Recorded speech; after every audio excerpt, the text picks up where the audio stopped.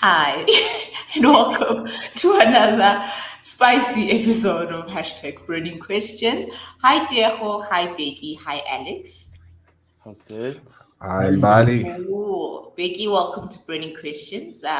Quick warning, we're a bit spicy here, but be free, be you. So, guys, today what we're talking about, it definitely does go hand in hand with what you guys were talking about. And our code card comes from Wele Zimbeki, and it reads: the more entrepreneurs you have, the better, because those individuals create jobs. I think very straightforward. And maybe Alex, what are your thoughts with this code card? Common sense. Common sense. Yeah, but Sometimes it's not too common. that is the problem. But yeah, I think like we was discussing on Freedom Fanatics, when you have people who have the ability to create businesses and thereby offer services where they're addressing a need or wants in their communities, people pay for that. People are able to grow businesses. They can employ people. People then have money to go and live a prosperous life and add value even further. So 100%, we just don't have a government that seems to understand it. Talking about common sense not being common. That is very true. Okay, guys, let's go right straight into the comments. And I think a lot of our viewers and people who consume our content have the right ideas. So this one comes from Brian Kruger, and he says, explain that to stupid unions, politicians, and others chasing away investment. We need to grow the economy back to prosperity. Becky, maybe with this comment, maybe tell Brian as to how we can grow the economy back to prosperity.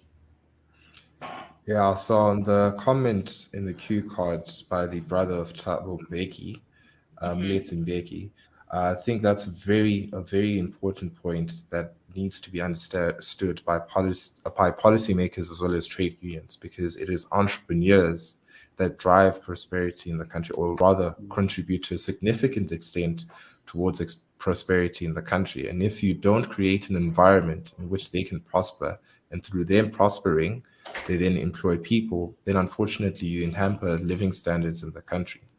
So areas to touch on in order to see economic growth in the country, the first and most obvious one is that you need to incentivize investment in the country. Economic recovery is also underpinned by investment levels in the country. That means absolutely scrapping any policies that would hamper economic growth in the country, such as EWC, for example. Another one is looking at labor regulations to make it easier for companies to hire people as well as to fire people that are not productive in the workforce. So such things as scrapping EWC, scrapping the amendment to the Employment Equity Act.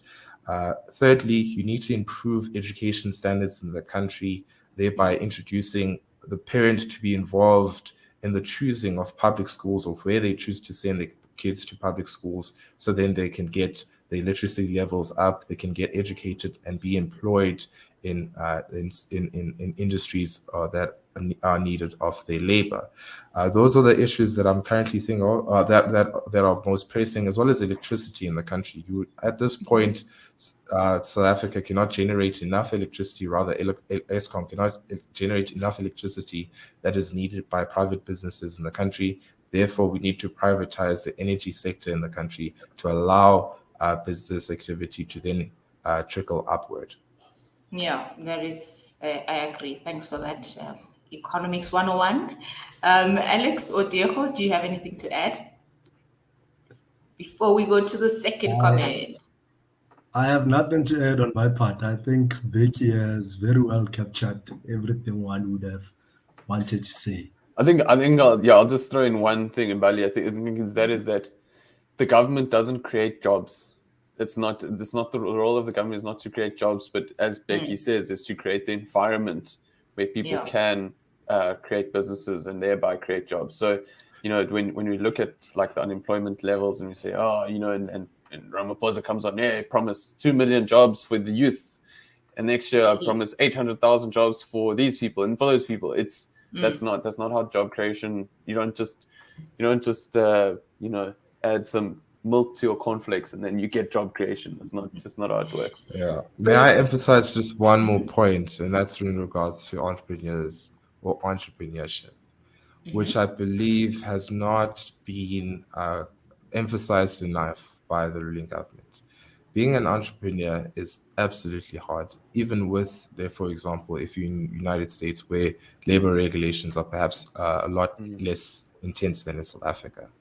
In fact, entrepreneurs are the closest that can be to a fortune teller because they would need to gauge what are the preferences of consumers, which is a very difficult thing to do.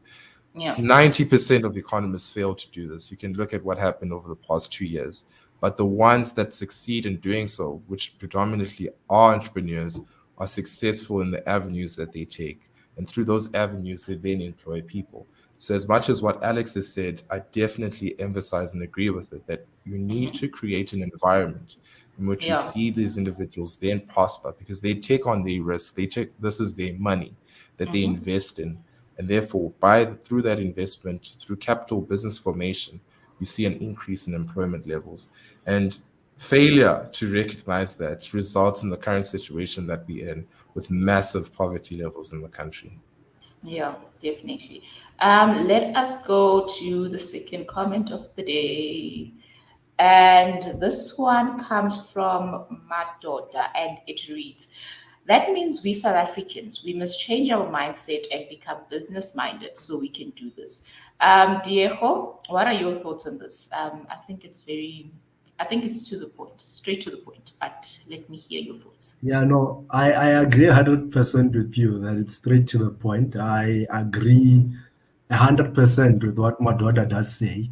And I do think that the quality of, yeah, I think there's a mind shift that needs to take place in South Africa, right? Given that the politicians that we elect, politicians we have elected into the National Assembly, into our local governments, provincial governments, and everything, are really a reflection of how we think as people on the ground and what we believe, right?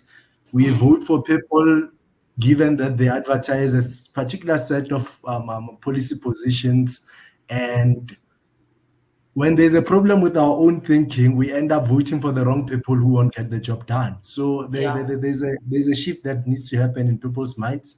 People need to go back to understanding that the government, as Alex and Becky have emphasized, does not create jobs. People have to go back to how we lived, or how people who came before us lived before. Actually, there was no government that was providing food for people. Everyone had to make sure that they hustle for themselves. Go back then, you had to go to the farm, raise food for you and your family and stuff. But today as well, we should go back to creating jobs where possible, where not possible, finding jobs and surviving in that way, as opposed to surviving with social grants. People must go back to doing things for themselves, as we have always done in human history. But has the government created like an environment where it's easy for someone to become an entrepreneur in South Africa? Mr. Diego, that's directed to you. I don't think it's a matter of even creating such an environment. I think such an environment is very much natural, right? The problem becomes government coming in and interfering. So the environment is naturally there. Naturally, the free market exists. It's a natural system. It's not like your socialisms, like I've explained before, whereby someone sat down and thought about something that I think such a system would work. This is a natural system whereby you have human beings. Human beings must eat at the end of the day. Human beings must have a shelter. And we find ways of arriving at that, be it through me farming and selling you that food or whatever. But the free market is naturally there. The government should just get out of our face a bit, and the environment will be there for us to operate because it's a natural environment. Yeah, no, definitely. I agree. Guys, I think we've come to the end of our burning questions for this week. Thank you so much, Becky, for joining us. Thank you, Alex. Thank you, Diego. And we'll catch you guys next week, Tuesday, same time, same place. Remember, go start a business and your freedom is worth fighting for. Yes. Cheers.